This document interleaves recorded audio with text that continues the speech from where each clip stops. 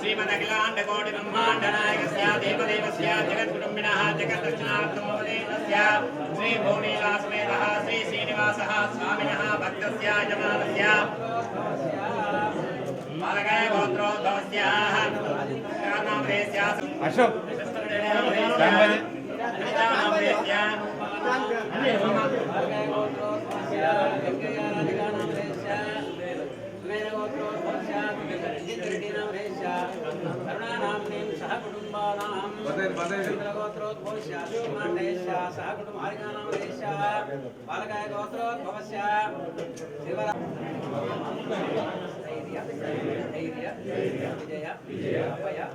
आरोग्य ऐश्वर्य धनधान्य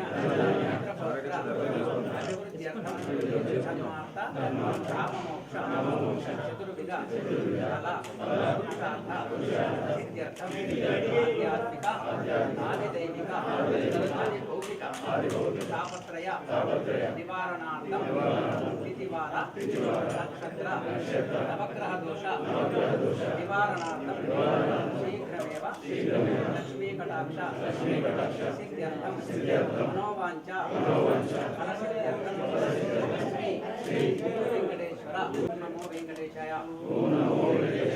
पदकों सारणी कोंडे ओम केशवाय नमः ओम नारायणाय नमः ओम माधवाय नमः ओम गोविंदाय नमः ओम विष्णवे नमः ओम विक्रमाय नमः ओम वामनाय नमः ओम श्रीधराय नमः ओम श्रीकेशाय नमः ओम पद्मनाभाय नमः ओम दामोदराय नमः ओम संकर्षणाय नमः ओम नामाय नमः मृत्युंजयाय नमः गोविंदाय नमः ओम शाश्वताय नमः ओम धर्मवे नमः ओम शैनाय नमः ओम देवाय नमः ओम केशवाय नमः ओम अमृताय नमः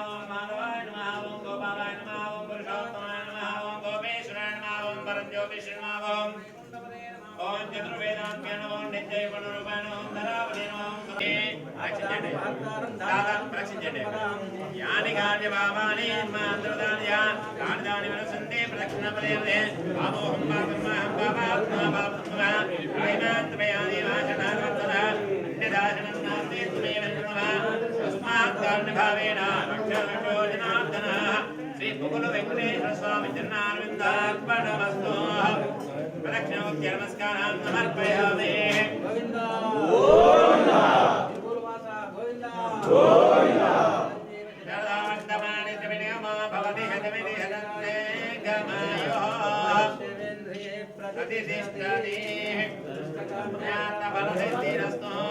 కాంతాయ కళ్యాణ శ్రీ వెంకటాయ పరమాత్మనే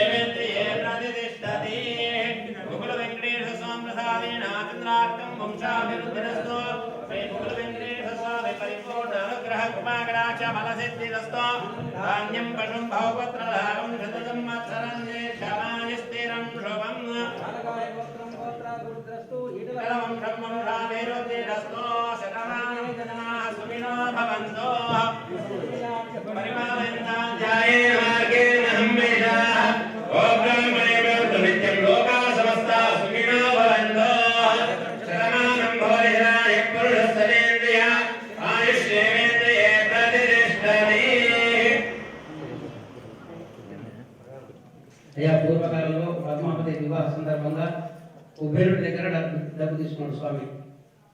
కళ్యాణం చేసుకున్నారు. ఎందుకు చేసుకున్నారు అంటే లోక కళ్యాణార్థం. కళ్యాణం కూడా మనం అందరూ క్షేమంగా ఉండాలి అని చెప్పి కళ్యాణం చేసుకుంటే కొంచెం డబ్బులకు ఇబ్బంది జరిగింది.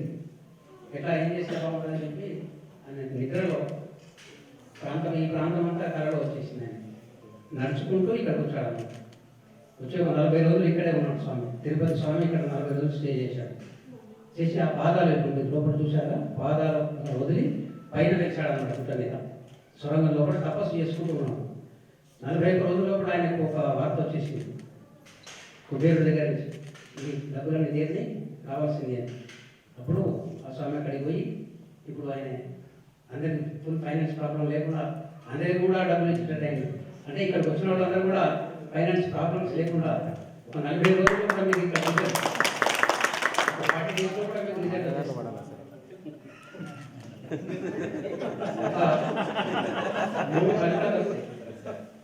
మూడు ఫలితాలు వస్తాయి మనం చిలుకూరు కూడా రావాలి. ఏంటి అంటే ఒకటి ఆరోగ్యం బాగుండాలి, అది మీకు శాంక్షన్ అయింది ఇవాళ. ఆరోగ్యానికి ఇలాంటి కుదరలేదుగా చిలుకూరు గుట్టకు వస్తాయి.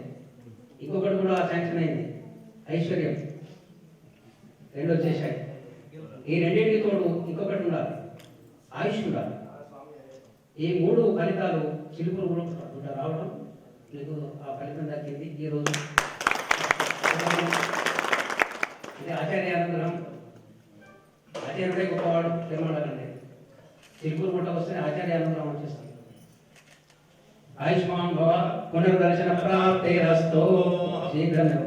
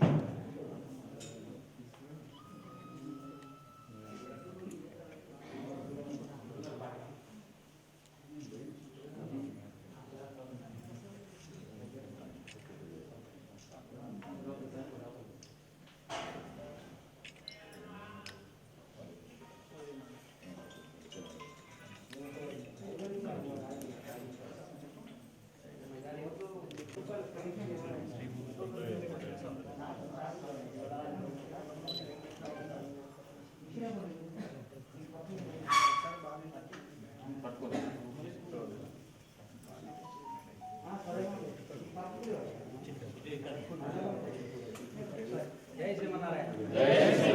జై శ్రీమన్నారాయణ. వెంకటేశ్వర గోవింద గోవింద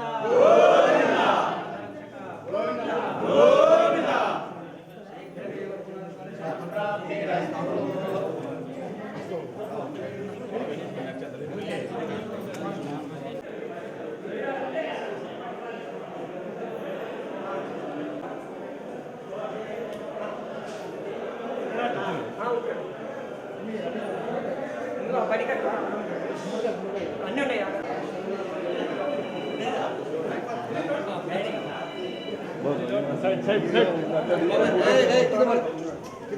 ఫోటోలు ఏమవుతాను అంత దగ్గర దిగుతాను అట్లా రావుగా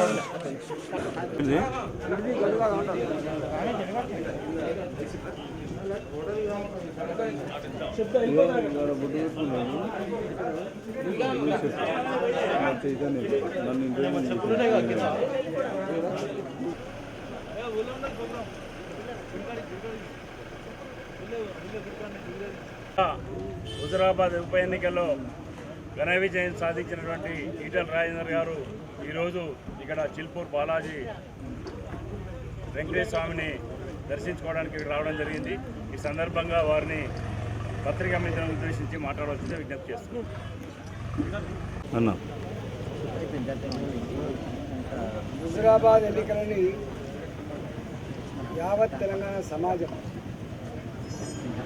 ప్రజాస్వామికవాదులు, ధర్మం న్యాయం నిలబడాలని కోరుకునేటువంటి ప్రజలు అక్కడ ప్రభుత్వం చేస్తున్న దౌర్జన్యం, అక్కడ ప్రభుత్వం ఖర్చు పెడుతున్న డబ్బు, ప్రజలను వేధిస్తున్న తీరు యావత్ తెలంగాణ సమాజం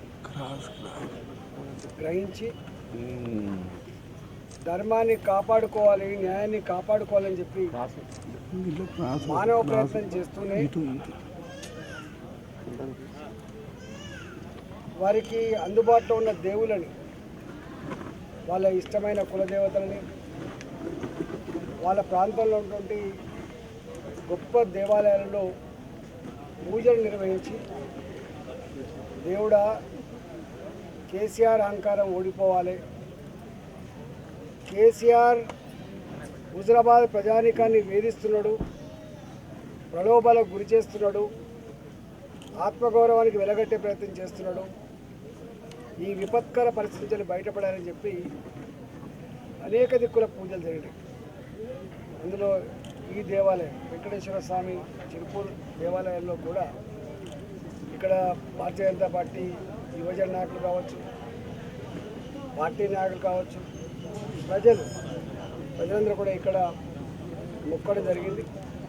ఆ మొక్కులు చెల్లించే క్రమంలో నాలాంటి వారిని కూడా అవమానించి దీనిలో పాల్గొనడం చేయడం జరిగింది. వాళ్ళందరికీ కూడా ధన్యవాదాలు తెలియజేస్తా ఉన్నా. ఈ సందర్భంగా ఒక 3 విషయాలు గుర్తు చేయాలి. ఒకటేమో మంచిర్యాలలో మొదలుపెట్టి పాదయాత్ర అయ్యప్ప స్వామి దేవాలయం వరకు కూడా పాదయాత్రలో పోయింది. కొన్ని వందల కిలోమీటర్లు దాదాపు 45 రోజులు పాదయాత్ర చేసి హుజురాబాద్లో గెలిచినందుకు మొక్కులు చెల్లించుకున్నారు. మా దగ్గర ఇల్లంతా కూడా దేవస్థానం ఉంటుంది. సుభాష్ కర్ణాకర్ అని వాళ్ళ నాయకత్వంలో, రాజు నాయకత్వంలో వందల కిలోమీటర్లు 4 రోజుల పైన పాదయాత్ర చేసి తిరుమల తిరుపతి దేవస్థానంలో మొక్కులు చెల్లించుకోవడం జరిగింది. నిన్న నారాయణపేట పోతే అక్కడ ఉన్న దర్గాలు కావచ్చు, అక్కడ ఉన్న దేవాలయాలు కావచ్చు, గొప్పగా పూజలు నిర్వహించింది. నేను ఏ ప్రాంతానికి వెళ్ళినా కూడా ఆ ప్రాంతంలో ఉన్న ప్రజానికమంతా కూడా మేము 101 కొబ్బరికాయలు మొక్కినాం, నేను 1016 కొబ్బరికాయలు కొడతానని మొక్కినా, నేను 2 యాటపోతుల్ని ఇక్కడ దేవునికి ఆరంభిస్తానని మొక్కినా, ఇట్లా అనేక దిక్కుల వాళ్ళు చేస్తూ ఉన్నారు. అంటే ఒక్క మాటలో చెప్పాలంటే హుజురాబాద్ గెలుపుని ధర్మం గెలిచినట్టుగా, న్యాయం గెలిచినట్టుగా, ప్రజాస్వామ్యం గెలిచినట్టుగా, తెలుగు ప్రజల ఆత్మగౌరవం గెలిచినట్టుగా భావిస్తూ ఉన్నారు. ఈ నిజంగా ఇవన్నీ కూడా ఇట్లాంటి చరిత్ర మళ్ళీ పునరావృతమైనటువంటి ఆస్కారం ఉండకపోవచ్చు. ఒక ప్రభుత్వం ప్రజలిచ్చిన అధికారం కొనసాగే ఒక ప్రభుత్వం ఇంత నీచానికి ఒడిగట్టడం చరిత్రలో తొలిసారి అని చెప్పి ప్రజలు భావిస్తారు. ఇది చివరిది కావాలని చెప్పి కూడా ప్రజలు కోరుకుంటారు. ప్రాంతీయ పార్టీలను దెబ్బతీయాలని ఎవరు కుట్ర చేయరు. కేసీఆర్ అహంకారాన్ని దెబ్బతీయాలని చెప్పి భారతీయ జనతా పార్టీగా ఫైట్ చేస్తాం తప్ప, ప్రజాస్వామికంగా కొట్లాడుతుంది తప్ప ఎవరు కుట్ర చేయరు. ప్రజలు తలుచుకుంటే ఒక పార్టీని నిలబెడతారు, ప్రజలు తలుచుకుంటే ఒక పార్టీని గంగలో వెళ్తారు తప్ప పార్టీలు ఒక పార్టీని మింగేద్దామంటే సాధ్యమయ్యే పని కాదు. ఇవాళ కేసీఆర్ కూడా తెలుగుదేశం పార్టీని మింగేయాలని ప్రయత్నం చేసింది. ఇవాళ కేసీఆర్ కాంగ్రెస్ పార్టీని మింగేసి ఎవరు ఎదురు లేకుండా చేసుకోవాలని ప్రయత్నం చేసింది. ఇవాళ తెలంగాణ సమాజంలో ప్రజలే వాళ్ళంతటా వాళ్ళే నాయకులై ఐక్యతతో కేసీఆర్ని ఓడగొట్టాలని చెప్పి కంకణ కట్టుకుని తీరు వచ్చిందంటే ఇవాళ ఎంత అజ్ఞానంగా కేసీఆర్ ఆలోచిస్తుందో అర్థం కావాలి. ఏ ప్రాంతీయ పార్టీని భారతీయ జనతా పార్టీ మింగే ప్రయత్నం చేయదు, కానీ ప్రాంతీయ పార్టీల ముసుగులో కుటుంబ పరిపాలన కొనసాగిస్తుంది. సొంత జాగీర్లాగా భావించి ప్రజల ఆస్తికి, ప్రజాధనానికి, ప్రజల ప్రాణానికి రక్షణ ఉండాల్సిన ప్రభుత్వాలు ఇవాళ వేధించేటువంటి ప్రయత్నం చేస్తుందో అట్లాంటి ప్రభుత్వాలకు తప్పకుండా ప్రజలకు గుణపాఠం చెప్తారు, ప్రజలకు పాత్ర